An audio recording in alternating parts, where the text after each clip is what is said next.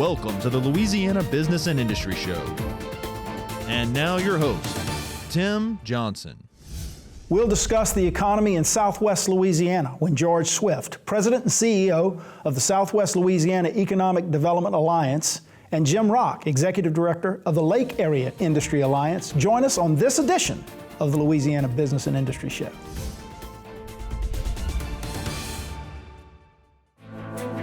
Louisiana businesses, by partnering with your local community and technical college foundation, you're guaranteed a skilled, highly competent workforce, homegrown talent, trained specifically to meet your needs, whatever those needs are.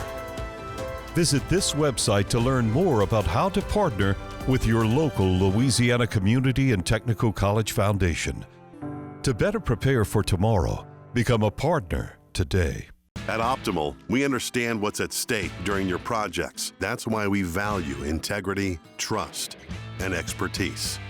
We retain proven and experienced craftsmen, and with multiple locations, we can execute hundreds of customized project solutions across the country, so you stay ahead of schedule and under budget. At Optimal, you come first, plain and simple. We have your back, and we always deliver. Experience the Optimal difference. Are you a licensed contractor? There's lots of good contractors in Louisiana doing work the right way, but unfortunately, too many unlicensed contractors are working outside the licensing requirements. Working as a contractor in Louisiana requires a license for the company doing the work.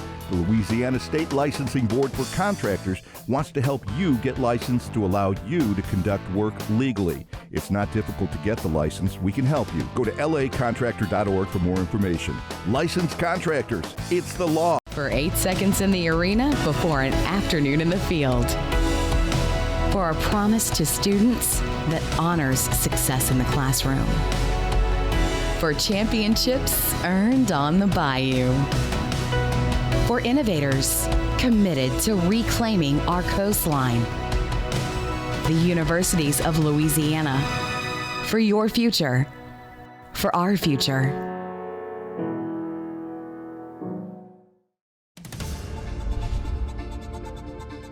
Welcome back to the Louisiana Business and Industry Show. George Swift of the Southwest Louisiana Economic Development Alliance and Jim Rock of the Lake Area Industry Alliance are with us. Gentlemen, welcome. Thank you. Thank you. Happy to talk about what up until about end of February was among the hottest economies in the world, quite frankly, and we'll get into that. But let's start, George, with you, and a brief reminder for our viewers about what the Southwest Economic Development Alliance is all about.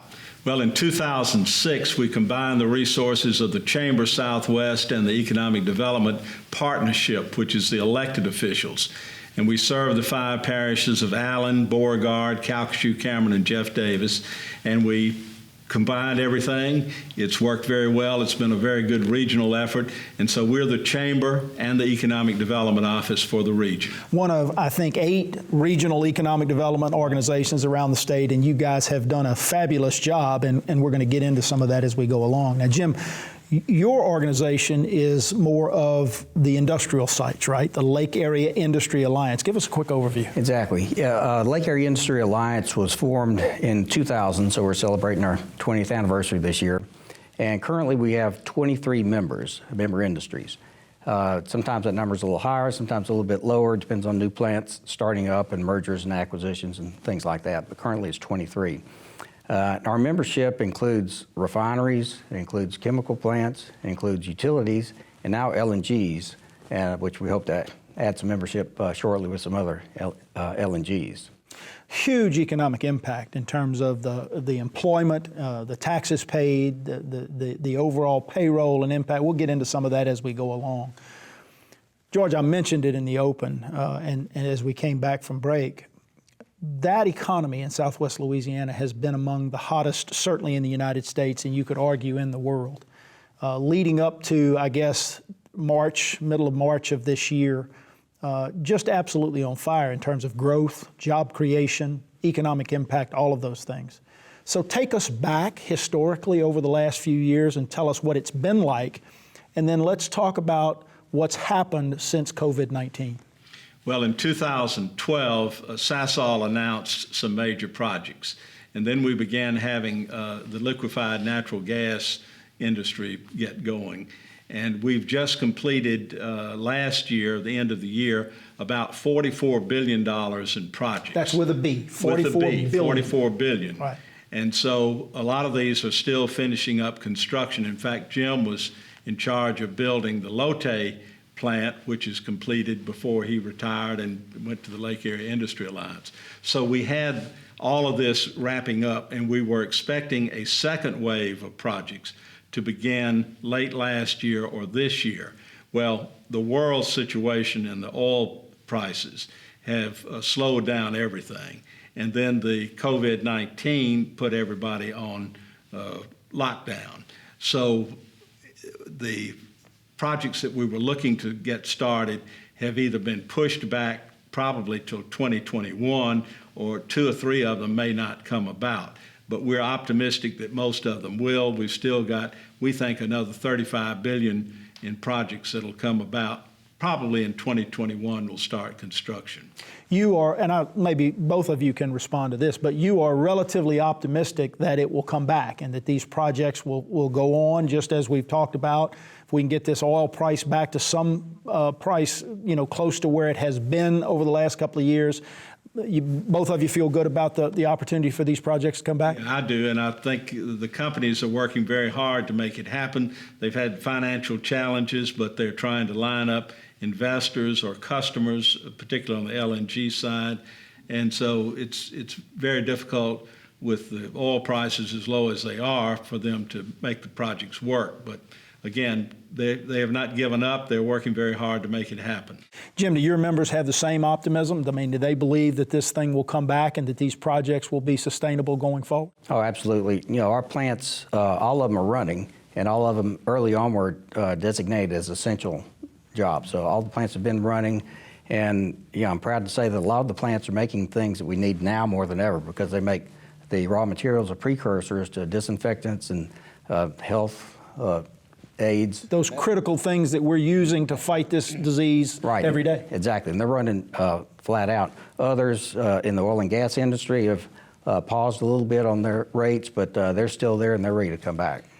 What has the impact, George, been overall of COVID-19 on this economy in Southwest Louisiana? I know, think about retail and restaurants and all of those things, but if you look at it big picture, what do you see?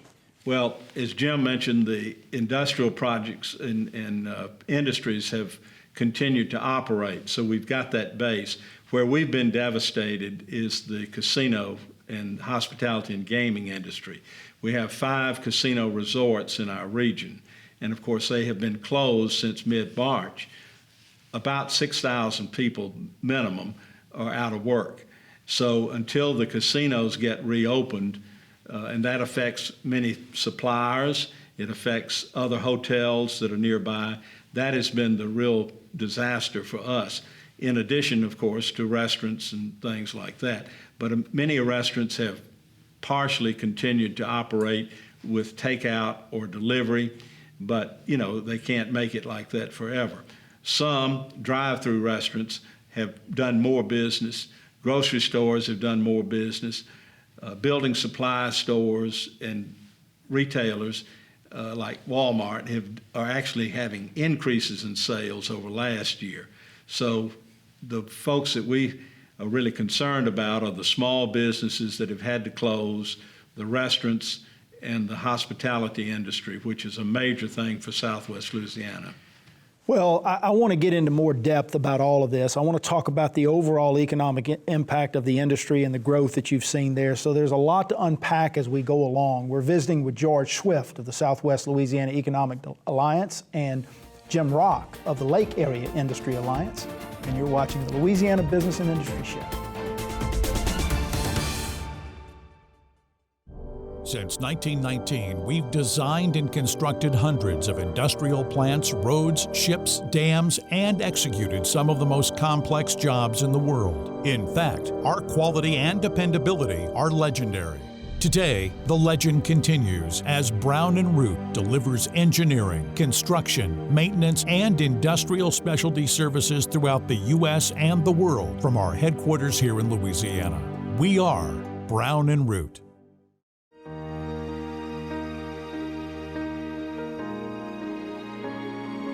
We are united in battle to defeat a microscopic enemy. Manufacturing chemicals that safeguard lives. Refining essential fuels. Delivering in a world of uncertainty.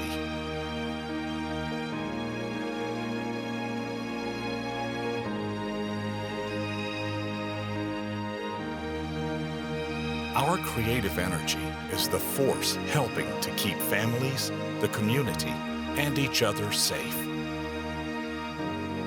Together, we are Shell, the rhythm of Louisiana.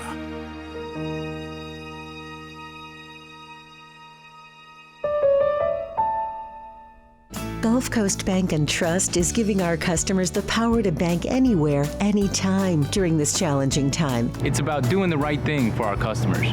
We're right there with you. Gulf Coast Bank is invested in technology with a local touch, a smart way to manage your money and your time. With our mobile banking app, you can make deposits, check balances, transfer money, pay bills, and more. Gulf Coast Bank and Trust, the bank that cares about you. Member FDIC. Message and data rates may apply. Welcome back to the Louisiana Business and Industry Show. We're visiting with two of Southwest Louisiana's economic leaders, George Swift and Jim Rock. Jim, we touched on it a little bit in the first segment, but if you think about the specific economic impact of industry in Southwest Louisiana, both before the last 5 or 6 years when all of the growth has taken place, and as George mentioned, $40+ billion worth of investment that's already been put in the ground. But in terms of jobs, in terms of payroll, in terms of economic impact overall, talk about specifically industry in Southwest Louisiana. Okay, sure, Tim. Like George had mentioned, this $44 billion with a B investment over the last 5 to 10 years has really impacted our industry a lot. So our direct employment has increased by thousands. Currently, we've got about 7,500 direct employees. And above that, there's another 10 to 20,000 contractors every day, and service providers, janitorial, security, and things like that, working in the plants every day. And these are good paying jobs. They have good wages, good salaries, good benefits.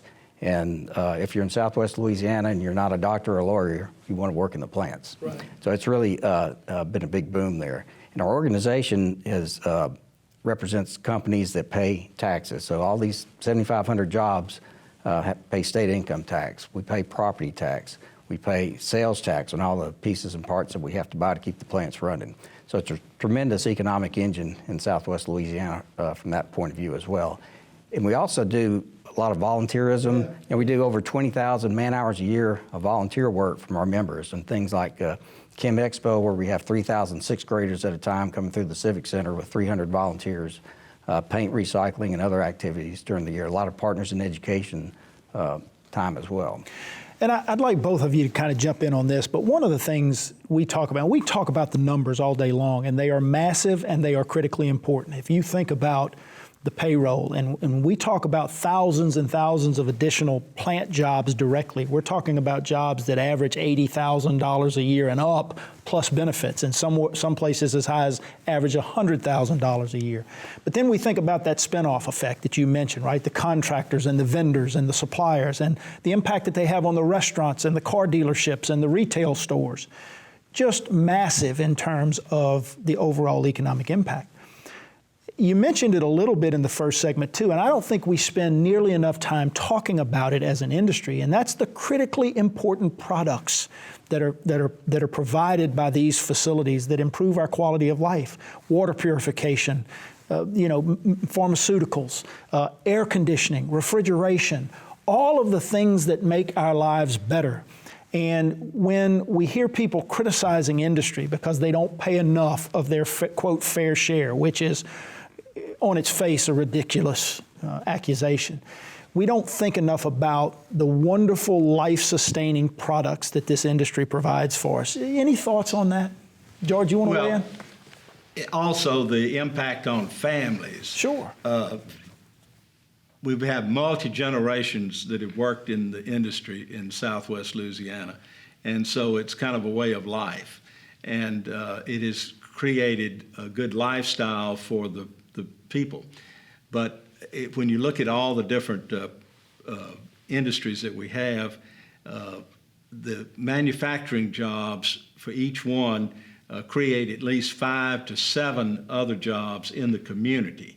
So people that are saying what you just mentioned, that industry got a tax break to come here, after a period of time when the tax exemption is over, they continue to pay taxes. They are our largest taxpayers, and the people that work there have a good standard of living. If we did not have these incentives, we would not have many of the projects that we have now.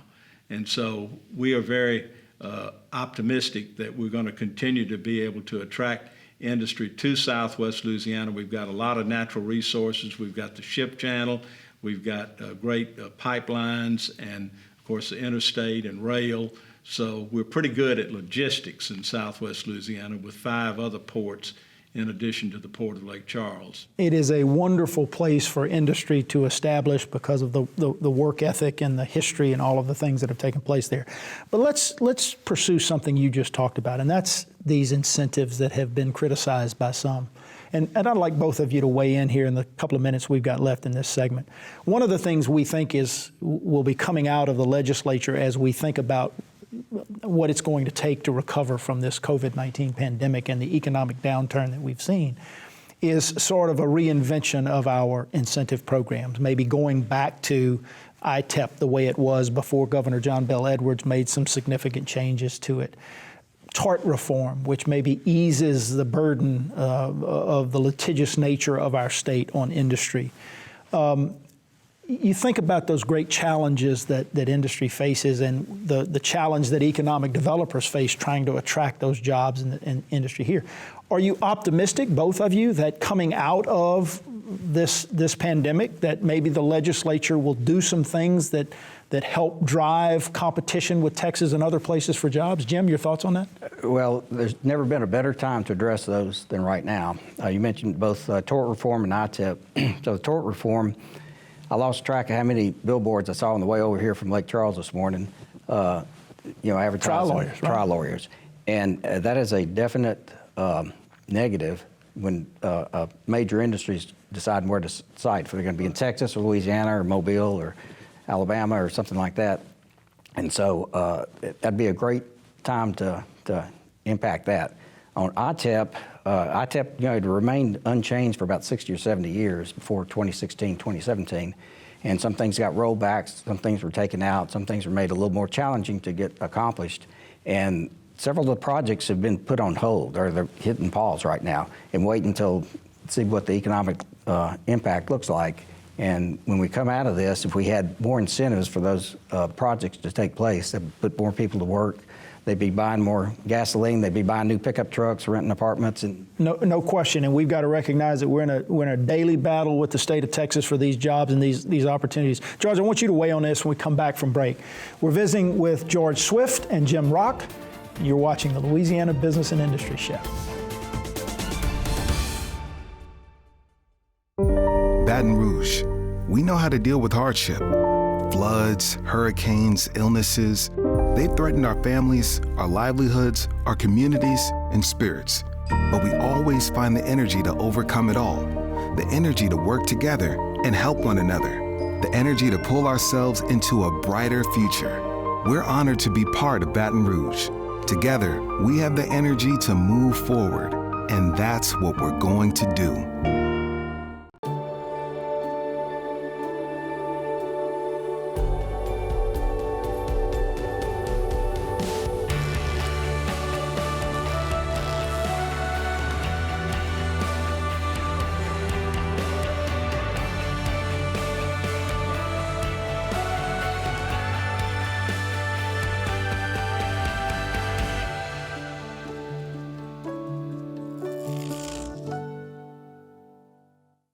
For more than 25 years, the TJC Group has been helping industry communicate and build relationships with communities, elected officials, and governmental agencies. We are the leading firm in the U.S. for the development, management, and facilitation of industry-based community advisory panels. Whether you're building a new facility or you manage an existing business, let us put our community and governmental relations experience to work for you. The TJC Group, facilitating solutions for business and industry.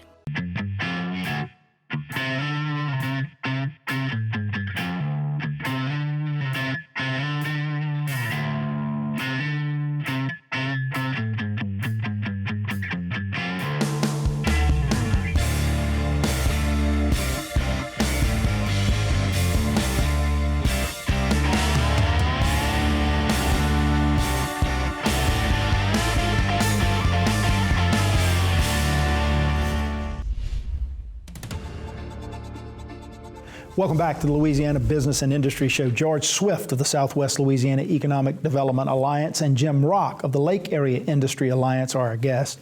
George, we ended the last segment talking about the potential for tort reform coming out of this pandemic and the recovery that we're going to see, for the potential to some revisions back to a more positive industrial tax exemption program.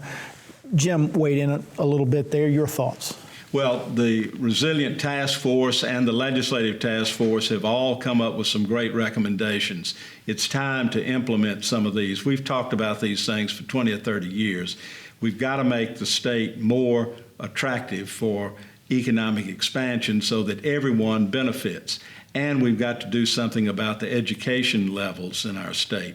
So this is the time to do it. When you have a crisis, find some opportunities and take advantage of it. So I feel like we've got a good plan out of these task forces, and we need to implement them. We had Jason DeQueer from the Legislative Task Force on the show a couple of weeks ago, and he's very focused on those things, and so we're going to watch that very carefully. Now, as a result, George, of the pandemic and the economic difficulties that we saw, a lot of the chambers around the state, a lot of the economic development organizations put in place some very important programs to help both employers and employees. And I know you guys did the same thing in Southwest Louisiana. Talk briefly about some of the things you guys did. Well, our counterparts around the state did a great job, and everybody has worked hard. But we, of course, technically we're closed. We're located at the Seed Center on the campus of McNeese State University, which is our business incubator. So we were closed to the public, but we were open. We quickly switched to working remotely for most staff members. We redid our phone system where we could take calls about business assistance and questions that people had, and we have fielded hundreds of questions. There was so much confusion about the recovery programs, financial assistance from SBA, things like the PPP, Paycheck Protection Program, right, and EIDL, the Emergency Injury Disaster Loan Program. And the small businesses had a hard time getting through to either their banks in some cases, but mainly to the SBA website. And so we assisted with that. But our local banks did a tremendous job in helping hundreds and hundreds of small businesses get these loans, which I think will be survival for them.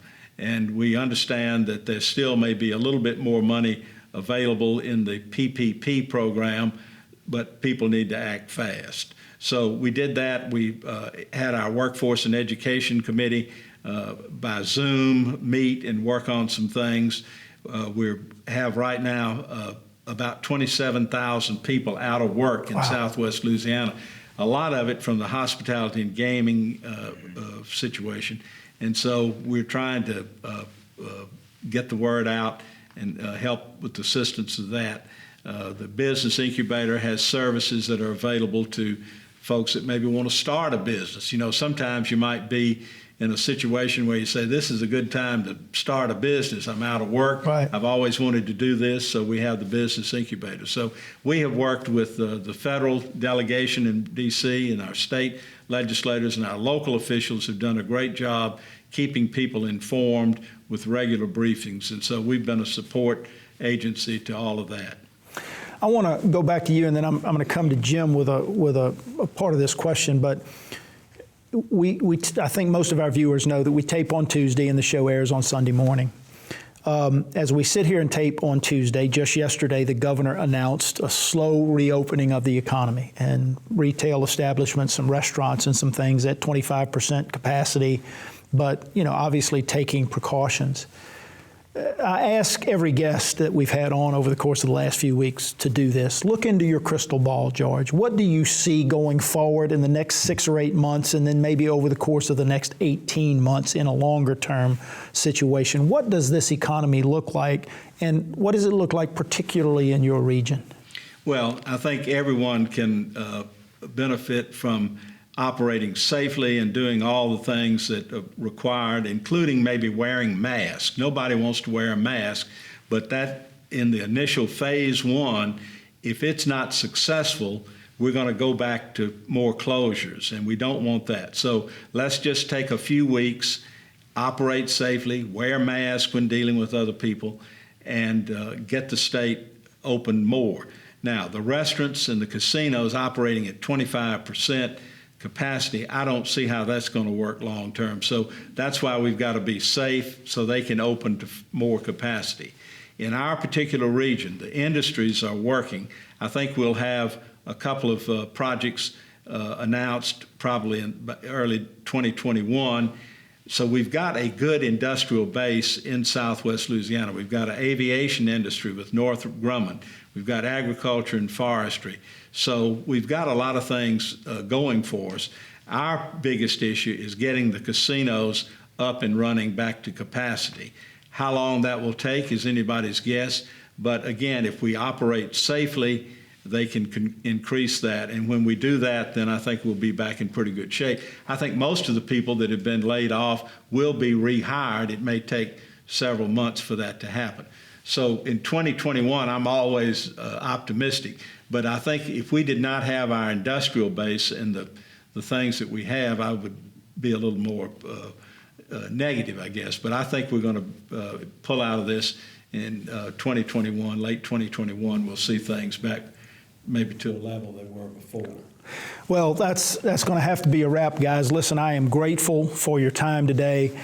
We watch that economy very closely because it's helped to drive a lot that's going on in this state over the last few years. It's critical that we get it back healthy again. And I know with the leadership that you two guys provide that we'll have an opportunity to do that sooner rather than later. George Swift, Jim Rock, Lake Area Industry Alliance, Southwest Louisiana Economic Development Alliance. We appreciate your time today on the Louisiana Business and Industry Show. Thank you. Thanks for having us, Tim. That's a wrap, guys. Thanks for joining us. Stay safe and stay healthy. And join us again next week, this very same time, for another edition of the Louisiana Business and Industry Show.